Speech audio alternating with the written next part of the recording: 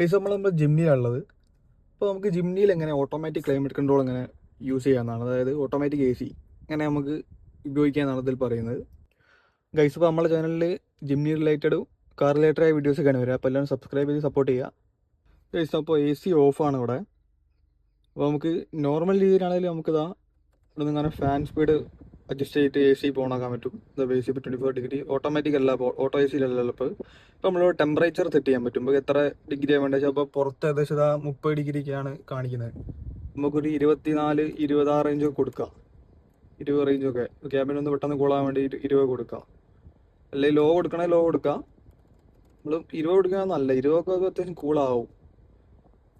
തീരെ ഭയങ്കര വെയിലത്ത് നിർത്തിയിട്ട് വണ്ടിയൊക്കെ ആണെങ്കിലും നമുക്ക് വേഗം ലോയിലിട്ടിട്ട് വേഗം ചില്ലാക്കി എടുക്കുക. ലോയിലിടുക, നല്ല വെയിലത്ത് കാണാൽ ഓട്ടോ ഓൺ ആക്കുക. അപ്പോൾ അതാണ്ടതാ ഫാൻ സ്പീഡ് ഓട്ടോമാറ്റിക് ആയിട്ട് കൂടുന്ന കാണാൻ പറ്റും നമുക്ക്. ഇതിപ്പോൾ ഫുൾ സ്പീഡിലായി. നമുക്ക് AC മാനുവലായിട്ട് ഇങ്ങനെ ഫാൻ സ്പീഡ് കൺട്രോൾ ചെയ്യാൻ പറ്റും. അതിനാണ് ഓട്ടോമാറ്റിക് മാറിയിട്ട് മാനുവൽ. അവിടെ AC ഒരു ബട്ടൺ കൊടുത്തിട്ടുണ്ട്. അതെന്താ വെച്ചാൽ നമുക്ക് AC ഓഫാക്കി ഈ ഫാൻ മാത്രമായിട്ട്, ഇപ്പോൾ എഞ്ചിൻ്റെ AC കംപ്രസർ ഓഫ് ആവും. അപ്പോൾ നമുക്ക് ഫാൻ സ്പീഡ് മാത്രം കിട്ടും. അതിനാണിത്. ഇത് ഓണാക്കി കഴിഞ്ഞാൽ AC.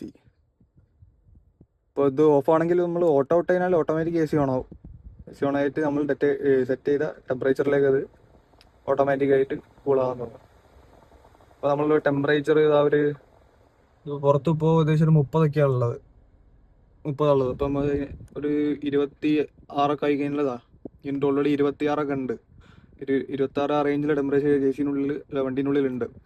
അപ്പോൾ 26 സെറ്റ് ചെയ്തപ്പോൾ ഇവിടെ ഫാൻ സ്പീഡ് കുറയുന്ന കാണാൻ പറ്റും. അപ്പോൾ നമ്മൾ ടെമ്പറേച്ചർ കുറയ്ക്കുമ്പോൾ ആ ടെമ്പറേച്ചർ ആവാൻ വേണ്ടിയിട്ടുള്ള AC ബ്ലോവർ സ്പീഡ് കൂട്ടുന്നുണ്ട് ഓട്ടോമാറ്റിക്കായിട്ട്. അപ്പോൾ അങ്ങനെയാണ് ഓട്ടോമാറ്റിക് AC. നമുക്ക് അടുത്ത വീഡിയോ കാണാം.